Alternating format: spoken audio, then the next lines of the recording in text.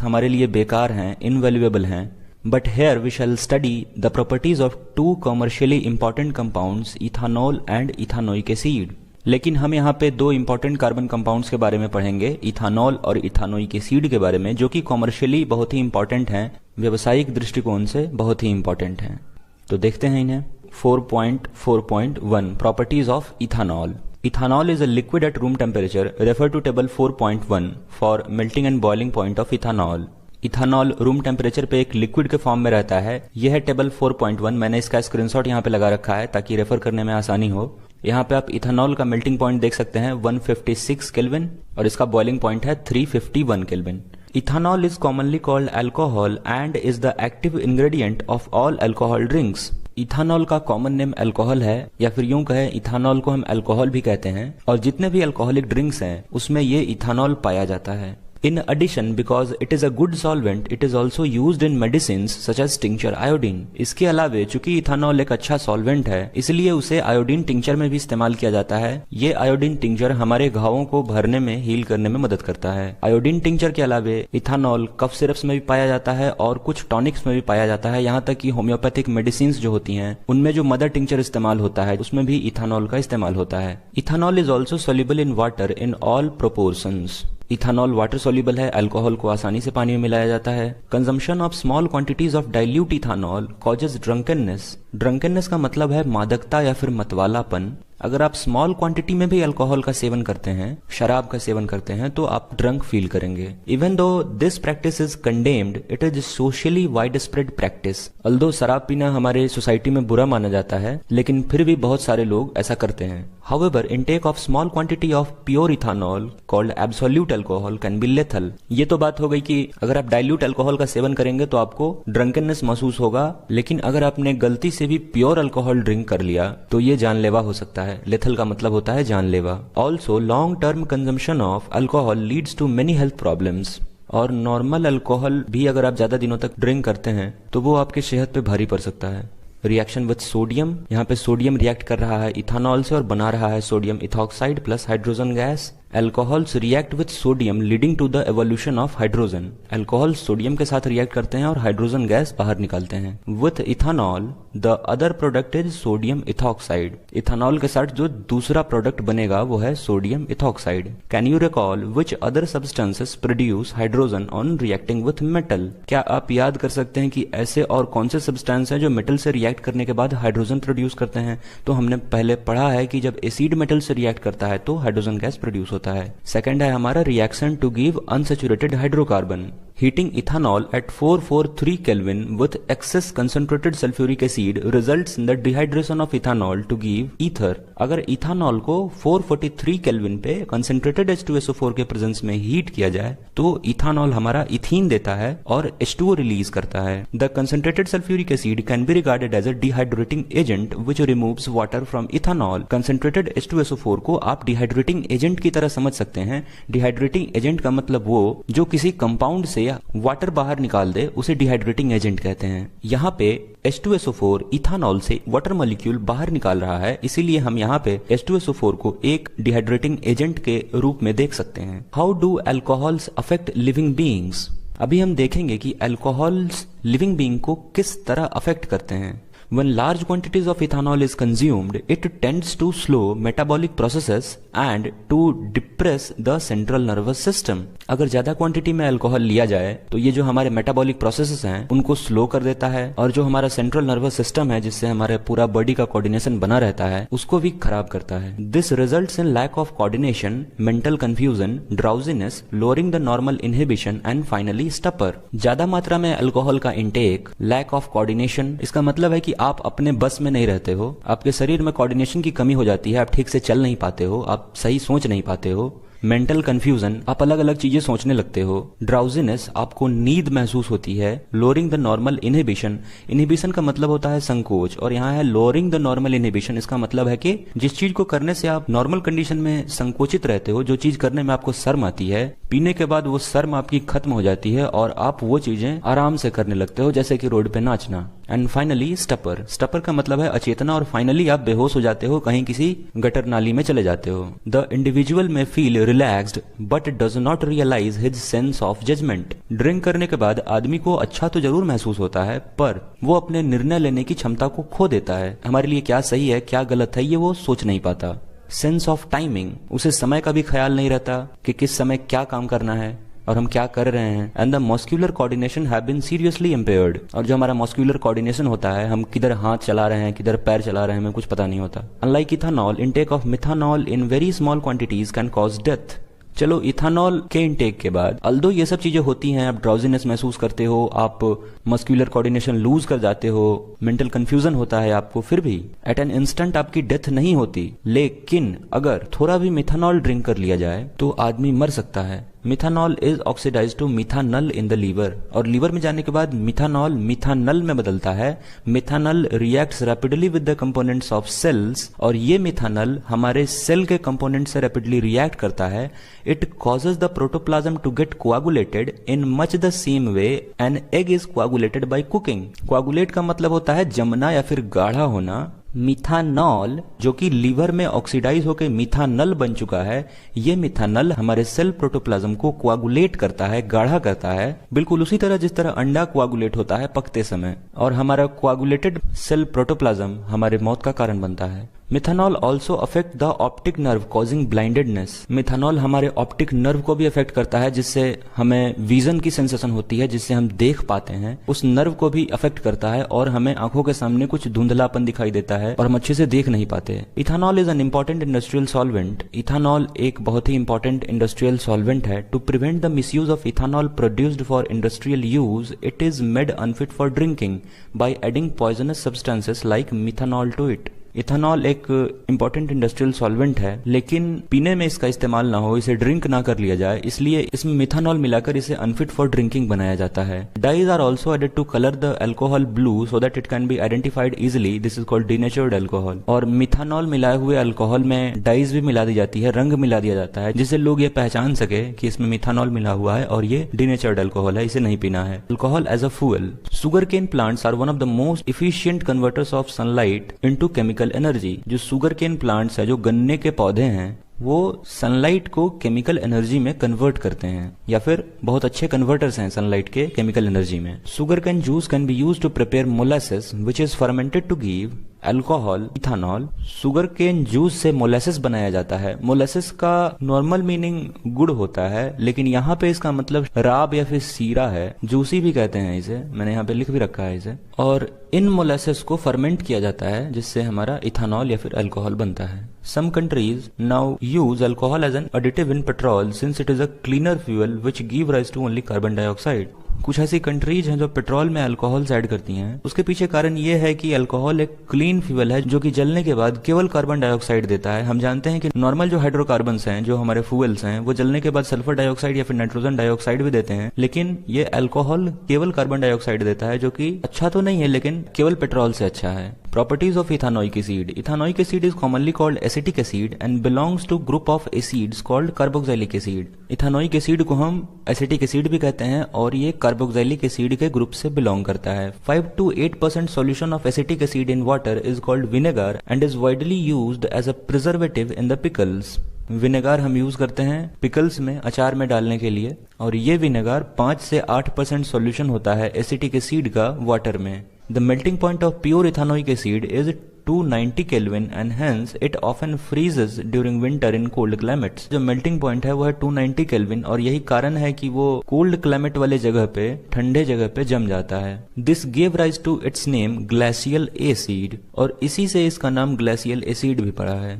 The group of organic compounds called carboxylic acid are obviously characterized by a special acidity. Carboxylic acids अपने acidity के द्वारा भी characterize होती हैं। However, unlike mineral acids like HCl which are completely ionized, carboxylic acids are weak acids. हम जानते हैं कि मिनरल एसिड जैसे कि HCl, H2SO4, मिनरल एसिड का मतलब है कि इनऑर्गेनिक एसिड्स, ये एसिड्स काफी स्ट्रॉन्ग हैं और कंप्लीटली आयोनाइज्ड हो जाते हैं। लेकिन कार्बोक्सिलिक एसिड एक ऑर्गेनिक एसिड है और इसका पता हम इस बात से भी लगाते हैं कि उसकी एसिडिटी कम होती है। Activity 4.8, take 1 ml ethanol, absolute alcohol and 1 ml glacial acid along with few drops of concentrated sulphuric acid in the test tube. हमें एक टेस्ट ट्यूब में 1 ml इथानॉल लेना है, 1 ml ग्लेशियल एसिड जो कि हमने यहाँ पढ़ा, जिसे हम एसिटिक एसिड भी कहते हैं, वो हमें लेना है 1 ml, और साथ में हमें कुछ ड्रॉप्स लेने हैं कंसंट्रेटेड सल्फ्यूरिक एसिड के। Warm in a water bath for at least 5 minutes as shown in figure 4.11। जिस तरह से फिगर 4.11 में दिखाया गया है इस तरह से हमें इसे हीट करना है 5 मिनट तक। Pour into a beaker containing 20 to 50 ml water and smell the resulting mixture. और गर्म होने के बाद इस मिक्सचर को हम एक 20 से 50 ml वाले वाटर बीकर में रखेंगे और उसे स्मेल करेंगे। ये बेसिकली ईस्टरिफिकेशन का प्रोसेस है जिसमें अल्कोहल और इथानोइक एसिड जब रिएक्ट करता है तो बनाता है ईस्टर, और आप जब इसे स्मेल करेंगे तो ये स्वीट स्मेलिंग लिक्विड है, आपको इससे सुगंध निकलता हुआ मालूम पड़ेगा। Reaction of ethanoic acid. First, esterification reaction. Esters are most commonly formed by reaction of acid and an alcohol. जब भी कोई एसिड और अल्कोहल रिएक्ट करता है तो बनाता है ester. Ethanoic acid react with absolute ethanol in the presence of acid catalyst to give an ester. यहाँ पे इथानोइक एसिड और अल्कोहल रिएक्ट करके बना रहा है ईस्टर, और ये है रिएक्शन। ये है हमारा इथानोइक एसिड और ये है इथानॉल, रिएक्ट कर रहा है और बना रहा है ईस्टर। ईस्टर को इस तरह लिखते हैं CH3COO। ये बेसिकली ईस्टर का ग्रुप है, C डबल बॉन्ड O और यहाँ पे इस तरह सिंगल बॉन्ड O, और इसके इधर भी एक कार्बन चेन और इसके इधर भी एक कार्बन चेन होता है। Esters are sweet smelling substances. Ester एक सुगंधित सब्सटेंस है। These are used in making perfumes as a flavoring agents. Perfumes में ईस्टर का इस्तेमाल होता है फ्लेवरिंग एजेंट की तरह, उन्हें सुगंधित बनाने के लिए। Esters react in presence of an acid और a base to give back the alcohol and carboxylic acid. अगर इस ईस्टर को किसी भी एसिड या बेस से रिएक्ट करा दिया जाए तो ये वापस हमें अल्कोहल और कार्बोक्सिलिक एसिड दे देगा जिससे मिलकर ये बना था। इस रिएक्शन को हम सैपोनिफिकेशन रिएक्शन कहते हैं क्योंकि ये साबुन बनाने में काम में आता है। अभी यहाँ पे यह है हमारा ईस्टर CH3COO C2H5 जिसे हमने ऊपर देखा। ये रिएक्ट कर रहा है NaOH के साथ और हमें दे रहा है C2H5OH, यह है अल्कोहल, और ये CH3COOH इथानोइक एसिड, जिन दो सब्सटेंस से मिलकर ये बना था। Second, reaction with base. Like mineral acid, ethanoic acid react with a base such as sodium hydroxide to give salt, sodium ethanoate, और commonly called sodium acetate and water. Ethanoic acid जब react करता है NaOH के साथ तो बनाता है sodium इथानोएट, इसका फॉर्मूला है CH3COONA, और देता है water. How does ethanoic acid react with carbonate and hydrogen carbonate. अभी हम पता करेंगे कि इथानोइक एसिड कार्बोनेट और हाइड्रोजन कार्बोनेट से किस तरह रिएक्ट करता है। तो काम की बातें मैंने यहाँ हाईलाइट कर रखी हैं। Ethanoic acid react with carbonate and hydrogen carbonate to give rise to a salt, carbon dioxide and water. Ethanoic acid जब कार्बोनेट्स या फिर हाइड्रोजन कार्बोनेट से रिएक्ट करता है तो यह हमें देता है सॉल्ट, कार्बन डाइऑक्साइड और water. The salt produce is commonly called sodium acetate. यहाँ पे रिएक्शन देख लीजिए, यह है हमारा इथानोइक एसिड, ये रिएक्ट कर रहा है सोडियम कार्बोनेट से और हमें दे रहा है सोडियम एसिटेट CH3COONA, साथ में वाटर और कार्बन डाइऑक्साइड भी बाहर निकल रहा है गैस के फॉर्म में। अभी अगर इथानोइक एसिड रिएक्ट करेगा सोडियम बाइकार्बोनेट से, जिसे सोडियम हाइड्रोजन कार्बोनेट भी, आखिरी वीडियो है इस चैप्टर का। अगर आपको बाकी की वीडियोस देखनी है तो आप आई बटन पे क्लिक करके देख सकते हैं। Take about 10 ml water each in 2 test tubes. हमें 2 टेस्ट ट्यूब लेने हैं और उसमें 10-10 ml वाटर लेना है। Add a drop of cooking oil to both the test tubes and label them as A and B। हमें इन दोनों टेस्ट ट्यूब्स में एक ड्रॉप ऑयल डालना है, कुकिंग ऑयल, जिसका हम खाना बनाने में इस्तेमाल करते हैं, और उसके बाद इन दोनों टेस्ट ट्यूब्स को हमें लेबल कर देना है, एक को A और दूसरे को B। To test tube B add a few drops of soap solution. इस टेस्ट ट्यूब B में हम कुछ ड्रॉप सोप सॉल्यूशन के डालेंगे। Now shake both the test tubes vigorously for same period of time. और इसके बाद हम इन दोनों टेस्ट ट्यूब्स को शेक करेंगे बराबर समय तक। Can you see the oil and water layers separately in both the test tubes immediately after you stop shaking them? तो जैसे ही आप इनको शेक करना बंद करेंगे, अचानक से आपको ऑयल और वाटर का लेयर अलग अलग नहीं दिखेगा, ये आपको थोड़ी देर बाद दिखेगा। Leave the test tube undisturbed for some time। और ऐसे टेस्ट ट्यूब को थोड़ी देर तक हमें छोड़ देना है शेक करने के बाद। and observe does the oil layer separate out, in which test tube does it happen first। और कुछ देर छोड़ने के बाद आप पाएंगे कि जिसमें सोप सॉल्यूशन नहीं मिला हुआ था उसमें ऑयल और वाटर लेयर पहले सेपरेट हुआ, और जिसमें सोप सॉल्यूशन मिला उसमें आपको ऑयल के कारण टेस्ट ट्यूब बी में सोप सॉल्यूशन वाटर में अच्छे से मिल नहीं पाएगा। अब आगे, this activity demonstrate the effect of soap in cleaning. Soap का क्या इफेक्ट है क्लीनिंग में, ये एक्टिविटी ये दिखाती है। Most dirt is oily in nature and as you know oil does not dissolve in water. ज्यादातर जो गंदगी होती है वो ऑयली होती है और हम जानते हैं कि ऑयल वाटर में डिजोल्व नहीं होता है। The molecules of soap are sodium और potassium salts of long carboxylic acids. Soaps के जो मॉलिक्यूल होते हैं वो सोडियम और पोटेशियम सॉल्ट होते हैं एक लंबे कार्बोक्सिलिक चेन के।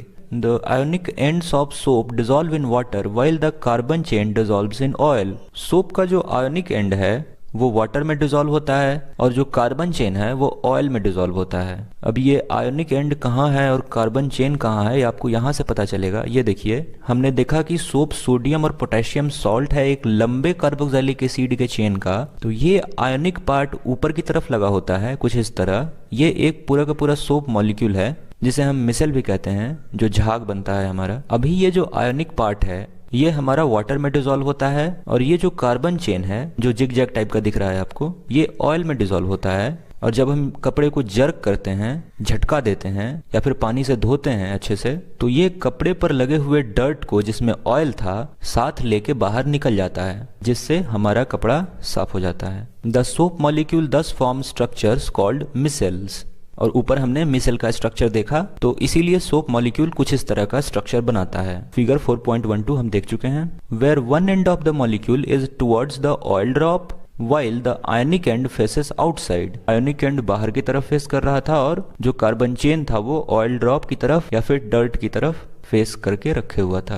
This forms an emulsion in water. Emulsion में ऐसे दो लिक्विड्स होते हैं जो एक दूसरे में सॉल्युबल नहीं होते और एक लिक्विड के कुछ ड्रॉपलेट्स आपको दूसरे लिक्विड के ऊपर मिलते हैं। तो जब ऑयल वाटर में रहेगा तो वो एक इमल्सन फॉर्म करेगा। The soap micelle thus helps in dissolving the dirt in water and we can wash our clothes clean. Soap के जो मिसल्स होते हैं वो ऑयल पार्टिकल को कपड़े के सरफेस से पकड़ के वाटर सरफेस पे लाते हैं और इमल्सन बनाते हैं, जिससे हम आसानी से अपने कपड़े को साफ कर सकते हैं। Can you draw the structure of micelle that would be formed if you dissolve soap in hydrocarbon. तो सोप को अगर आप हाइड्रोकार्बन में डिजोल्व करेंगे तो कुछ इस तरह का इमल्सन बनेगा। अभी हम पढ़ने वाले हैं मिसेल्स के बारे में। Soaps are molecules in which two ends have differing properties. Soap एक ऐसा मॉलिक्यूल है जिसमें उसके दोनों एंड की प्रॉपर्टीज अलग अलग होती है। One is hydrophilic, that is it dissolves in water. एक एंड जो है सोप का वो हाइड्रोफिलिक होता है और वो वाटर में डिजोल्व करता है। While the other and is hydrophobic, that is it dissolves in hydrocarbon. और दूसरा एंड जो होता है वो हाइड्रोफोबिक होता है, वो वाटर में डिजोल्व नहीं करता बल्कि वो हाइड्रोकार्बन्स में डिजोल्व करता है। When soap is at the surface of water, the hydrophobic tail of soap will not be soluble in water and the soap will align along the surface of water with the ionic end in the water and the hydrocarbon tail protruding out of water।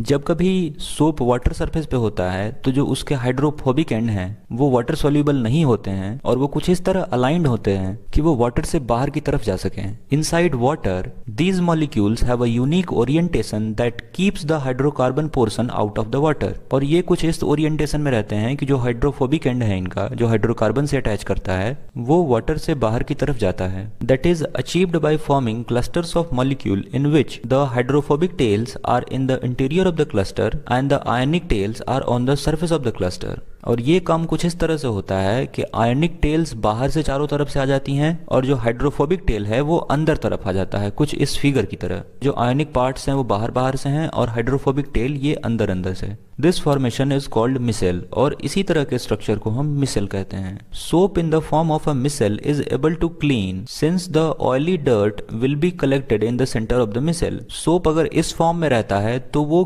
Clean करने की क्षमता रखता है हमारे clothes को, क्योंकि जो dirt है हमारा, जो डर्टी चीजें हैं वो इस जगह पे, इस खाली जगह पे इकट्ठी हो जाती हैं और उसके बाद हम इन्हें जर्क करके बाहर निकाल सकते हैं अपने कपड़ों से। Micelles stay in the solution as a colloid and will not come together to participate because of ion-ion repulsion। और चूंकि मिसल के चारों तरफ Na+ आयन है, ये दूसरे मिसल के साथ इंटरेक्ट नहीं करेगा या फिर कोई दूसरा छेड़छाड़ नहीं करेगा, क्योंकि हर मॉलिक्यूल में आयन-आयन रिपल्सन रहता है, इसीलिए ये कोलाइडल सॉल्यूशन बनाते हैं। Thus the dirt suspended in the micelle is also easily rinsed away। The soap micelle are large enough to scatter light, hence the soap solution appears cloudy। अभी चूंकि इन molecules के बीच में रिपल्सन होता है, इसीलिए जब हम इन्हें जर्क करते हैं या फिर रब करते हैं तो ये बाहर निकल जाते हैं बड़ी आसानी से, और हमारे कपड़े की गंदगी जो यहाँ पे इकट्ठी थी वो भी साथ में बाहर चली जाती है। सोप सोल्यूशन इतने बड़े होते हैं कि वो अपने थ्रू लाइट को स्कैटर करा सके, इसलिए जो सोल्यूशन है वो पार्टली क्लाउडी, थोड़ा क्लाउडी अपीयर होता है। तो ये पूरा इफेक्ट था कि किस तरह सोप काम करता है साफ करने में। आगे है activity 4.11। Take about 10 ml of distilled water और rain water and 10 ml of hard water from a tubewell और hand pump in separate test tubes. हमें 10 ml डिस्टिल्ड वाटर और 10 ml हार्ड वाटर लेना है, दो अलग अलग टेस्ट ट्यूब्स में। Add a couple of drops of soap solution to both. इन दोनों टेस्ट ट्यूब में हम कुछ सोप सोल्यूशन के ड्रॉप डालेंगे। Shake the test tube vigorously for an equal period of time and observe the amount of foam formed. और दोनों test tube में सोप सोल्यूशन डालने के बाद उसे हम शेक करेंगे और टेस्ट करेंगे कि किसमें ज्यादा फोम बना। In which test tube do you get more foam. तो वैसा टेस्ट ट्यूब जो डिस्टिल्ड वाटर कंटेन करता था उसमें आपको ज्यादा फोम देखने को मिलेगा। In which test tube do you observe white curdy precipitate. वैसा टेस्ट ट्यूब जो हार्ड वाटर कंटेन करता था, जिसे हमने ट्यूबवेल या फिर हैंड पंप से लिया था, तो उसमें आपको कर्डी प्रेसिपिटेट मिलेगा। सो नॉर्मल या फिर डिस्टिल्ड वाटर में आपको प्रॉपर अमाउंट ऑफ फोम मिलेगा और हार्ड वाटर में आपको कर्डी प्रेसिपिटेट मिलेगा, फोम अच्छे से नहीं मिलेगा। Activity 4.12। Take 2 test tubes with about 10 ml of hard water in each. हमें 2 टेस्ट ट्यूब्स लेने हैं और दोनों में इस बार हार्ड वाटर लेना है। Add 5 drops of soap solution to one and 5 drops of detergent solution to the other. हमें एक टेस्ट ट्यूब में सोप सोल्यूशन डालना है, दूसरे टेस्ट ट्यूब में डिटर्जेंट सोल्यूशन डालना है। Shake both the test tube for the same period. और दोनों को समान समय तक शेक करेंगे। Do these test tubes have the same amount of foam. क्या दोनों टेस्ट ट्यूब में सेम अमाउंट ऑफ फोम है? तो आपको दोनों टेस्ट ट्यूब में सेम अमाउंट ऑफ फोम नहीं मिलेगा। कारण यह है कि जो सोप सोल्यूशन है वो हार्ड वाटर में अच्छे से फोम नहीं फॉर्म कर सकेगा। In which test tube is a curdy solid formed.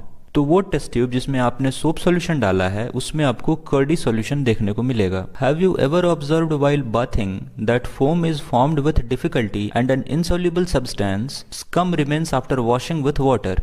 क्या आपने नहाते समय कभी गौर किया है कि जब हम साबुन लगाते हैं और उसे धोने के बाद भी कुछ बचा रह जाता है, अच्छे से धुल नहीं पाता है, तो उस चीज को हम स्कम कहते हैं। This is caused by reaction of soap with calcium and magnesium salt which cause the hardness of water. ऐसा इसलिए होता है कि हमारे शरीर पे ऑयल के कुछ ट्रेसेस रहते हैं और सोप जब रिएक्ट करता है उनसे वाटर के प्रेजेंस में तो वो अच्छे से फॉर्म नहीं दे पाता, उसे धोने के बाद भी स्कम बचा रह जाता है। Hence you need to use large amount of soap. This problem is overcome by using another class of compound called detergents as cleaning agents। और इस समस्या को दूर किया गया है डिटर्जेंट का इस्तेमाल करके कि अगर ऑयल वाला सब्सटेंस हमें साफ करना है तो हम डिटर्जेंट का इस्तेमाल करते हैं, क्योंकि डिटर्जेंट हार्ड वाटर में आराम से फोम दे पाता है। अब ये बात और है कि डिटर्जेंट हम अपने शरीर पे लगाते नहीं हैं, क्योंकि वो हार्ड होता है, वो हमारे स्किन को खराब कर सकता है। Detergents are generally ammonium or sulphonate salt of long chain carboxylic acid. Soap के बारे में हमने जाना कि वो सोडियम और पोटेशियम सॉल्ट है, और जो डिटर्जेंट है वो हमारा अमोनियम या फिर सल्फोनेट सॉल्ट होता है लॉन्ग चेन कार्बोक्सिलिक एसिड का। The charged end of these compounds do not form insoluble precipitate with the calcium and magnesium ions in hard water। और इसके जो चार्ज्ड एंड्स हैं जो अमोनियम और सल्फोनेट सॉल्ट्स के, वो हार्ड वाटर में present calcium और मैग्नीशियम से रिएक्ट करके इंसॉल्युबल प्रेसिपिटेट नहीं बनाते हैं जिस तरह साबुन बना रहा था। डिटर्जेंट्स उस तरह के इंसॉल्युबल प्रेसिपिटेट्स नहीं बनाते। Thus they remain effective in hard water। इसीलिए ये हार्ड वाटर में भी काम करते हैं। Detergents are usually used to make shampoos and products for cleaning clothes। Detergent